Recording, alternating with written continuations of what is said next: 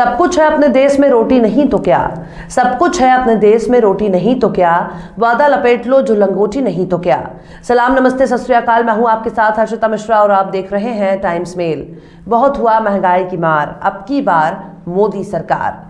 बहुत हुआ भ्रष्टाचार, अब की बार मोदी सरकार के नारे साल 2014 में खूब उछाले गए।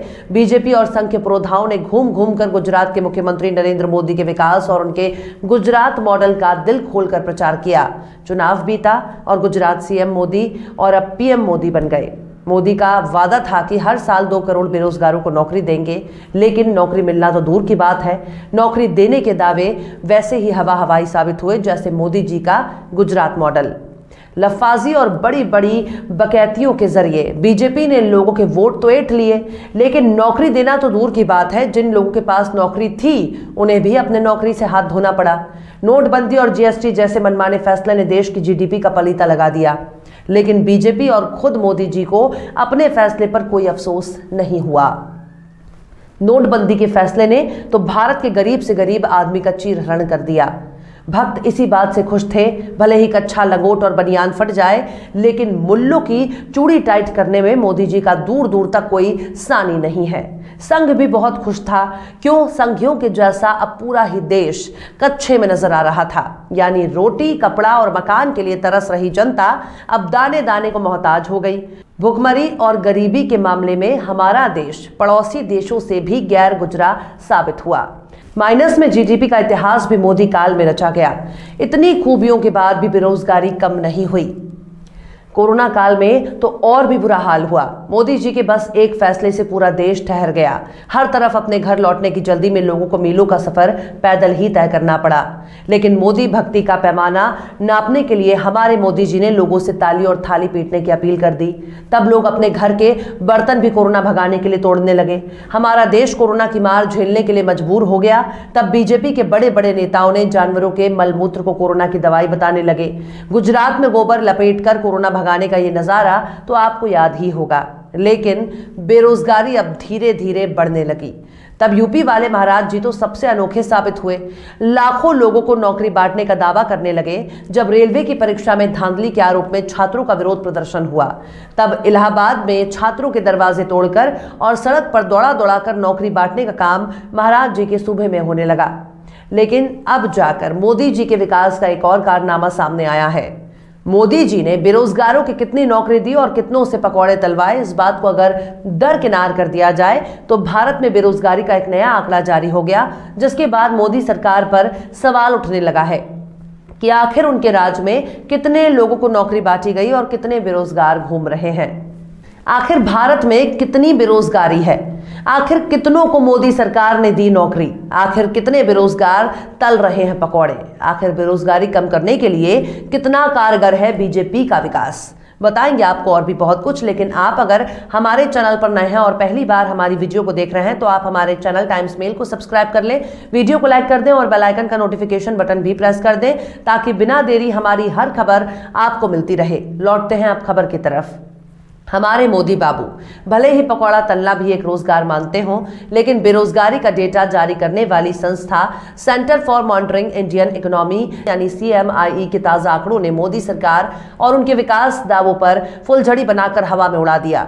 CMIE की रिपोर्ट के मुताबिक सितंबर-दिसंबर 2021 के दौरान देश में बेरोजगारों की कुल संख्या 3 करोड़ 18 लाख रही। इनमें 3 करोड़ 3 लाख लोगों की उम्र 29 साल से भी कम है। ये संख्या 2020 में देश भर में लगे लॉकडाउन के दौर से भी ज्यादा है। तब देश में 2 करोड़ 93 लाख युवा बेरोजगार थे। खास बात यह है कि 3 करोड़ 3 लाख युवा तो वो हैं जो काम की तलाश में हैं। 1 करोड़ 24 लाख युवा तो बेचारे ऐसे भी हैं जो रोजगार तो चाहते हैं, लेकिन थक हार कर अब काम नहीं खोज रहे। अगर इस आंकड़े में उन्हें भी शामिल कर लिया जाए तो युवा बेरोजगारों की संख्या 4 करोड़ 27 लाख हो जाएगी। CMIE बेरोजगारी का डेटा जारी करने वाली इकलौती संस्था है। इसके डेटा का इस्तेमाल रिजर्व बैंक समेत केंद्र सरकार के विभाग भी करते हैं। यानी CMIE के डेटा को खुद सरकार भी ठीक मानती आ रही है। इसमें सबसे चौंकाने और हैरान करने वाली बात यह है कि कुल बेरोजगारों में 95% ऐसे बेरोजगार हैं जिनकी उम्र 29 साल से भी कम है। रिपोर्ट में बताया गया है कि इस वक्त 1 करोड़ 18 लाख से ज्यादा बेरोजगार ऐसे हैं जो बाकायदा ग्रेजुएट हैं। इन्हें आप ग्रेजुएट बेरोजगार भी कह सकते हैं। दैनिक भास्कर ने इस पर एक खबर भी छापी है, जिसमें बताया गया है कि भास्कर एक्सपर्ट सीएमआई के सीईओ महेश व्यास और क्रिसिल के चीफ इकोनॉमिस्ट डीके जोशी कुछ अहम सवालों के जवाब निकाले हैं। पहला, युवाओं में बेरोजगारी ज्यादा क्यों है? दूसरा, ग्रेजुएट से ज्यादा बेरोजगार क्यों? नौकरी नहीं तलाशने वाले बेरोजगारों की संख्या ज्यादा क्यों है?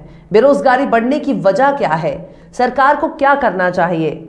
और आखिरी सवाल कि हालात कब सुधरेंगे?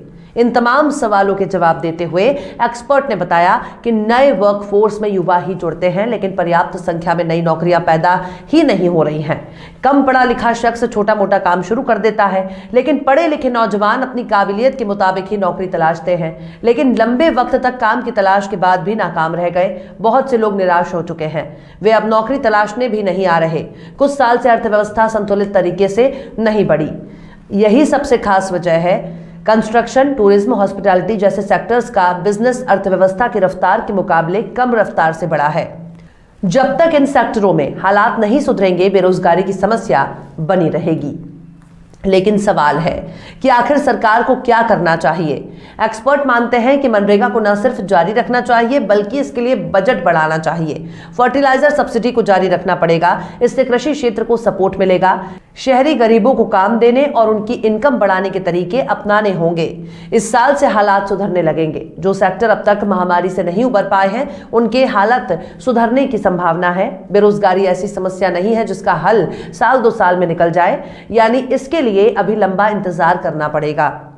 लेकिन बेरोजगारी से बढ़कर भी एक मुद्दा ऐसा है जिसको देखने के बाद लगता है कि हमारे देश में बेरोजगारी कोई मुद्दा ही नहीं है। हमारे देश में सड़क पर घूम रहे बेरोजगारों को धर्म के आधार पर खुद को देखना होगा।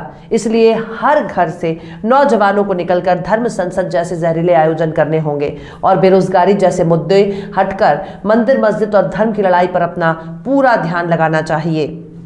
एक तरफ बेरोजगार प्रदर्शन कर रहे हैं, वहीं इलाहाबाद में संत सम्मेलन बुलाया है, जहां इस्लाम और इस्लामिक जिहाद के खिलाफ खूब तालियां बजी। साधु संतों ने धर्म संसद के बजाय संत सम्मेलन के नाम पर हरिद्वार के धर्म संसद को फिर से दोहराने का काम किया और धर्म के आधार पर अल्पसंख्यकों के खिलाफ जहर उगलने का काम किया। लेकिन हमारे बेरोजगारों के बारे में कुछ नहीं बोला गया। इस तरह से भारत के बेरोजगारों को नौकरी के पीछे नहीं, धन के पीछे दौड़ने से मोक्ष की प्राप्ति होगी।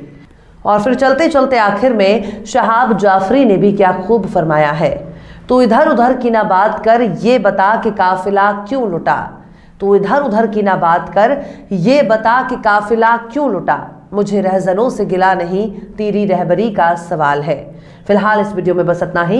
ये वीडियो आपको कैसा लगा कमेंट बॉक्स में आप जरूर बताइए। वीडियो पसंद आए तो लाइक करें। हमारे वीडियो लिंक को फेसबुक, ट्विटर, व्हाट्सएप पर अपने रिश्तेदार, यार, दोस्तों को भी शेयर करें। और बेबाक, निष्पक्ष, स्वतंत्र पत्रकारिता को सपोर्ट करने के लिए आप हमारे यूट्यूब चैनल टाइम्स मेल को जरूर सब्सक्राइब करें। और हाँ, बेल आइकन की घंटी वाली बटन भी आप जरूर दबा दें ताकि आपको हमारे आने वाले नए वीडियो की नोटिफिकेशन फौरन ही मिल जाए। फिर मिलते हैं किसी और वीडियो में एक नई खबर के साथ। हर्षिता मिश्रा को दीजिए इजाजत।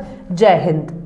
गाजियाबाद में डासना देवी मंदिर के पुजारी और स्वयंभू हिंदू रक्षक यति नरसिंहानंद सरस्वती को तो आप जानते ही होंगे।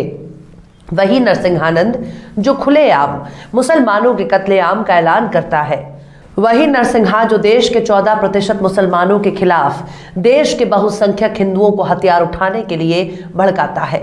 अब जेल में रहने के दौरान ही उसकी सारी हेकड़ी निकल गई है। वो जेल में बाप बाप चिल्ला रहा है। वो खुद हिंदुओं का रक्षक कहता था, लेकिन हवालात की हवा ने उसका तेल निकाल दिया। पता चला वो एक नंबर का कायर, डरपोक और धूर्त निकला। वो वैसा कायर है जैसा माफी वीर सावरकर था, जैसा बाबू का हत्यारा नाथूराम गोडसे था। देश की एकता और अखंडता का पलीता लगाने वाले नरसिंहा ने संविधान को ताक पर रखकर जिस नफरत के संसद का आयोजन किया था, अब उसी संविधान का डंडा पड़ने पर बिलक बिलक कर रो रहा है। नरसिंहा की अक्ल अब ठिकाने आ चुकी है। नरसिंहा को अब समझ में नहीं आ रहा है, जन दंगाइयों की फौज खड़ी करके उसने देश भर में धर्म संसद बुलाने की धमकी दी थी। आखिर वो लोग कहां हैं? ऐसे में नरसिंहानंद के सिर पर स्वयंभू हिंदू रक्षक होने का भूत कुछ ही दिन में उतर गया है। तो देख लिया आपने हमारे इस वीडियो को। हमें उम्मीद है कि आपने हमारे वीडियो को लाइक किया होगा और दूसरों को भी शेयर किया होगा। अगर अभी तक आपने हमारे चैनल टाइम्स मेल को सब्सक्राइब नहीं किया है तो जल्दी से सब्सक्राइब कर दें और बेल आइकन भी प्रेस कर दें।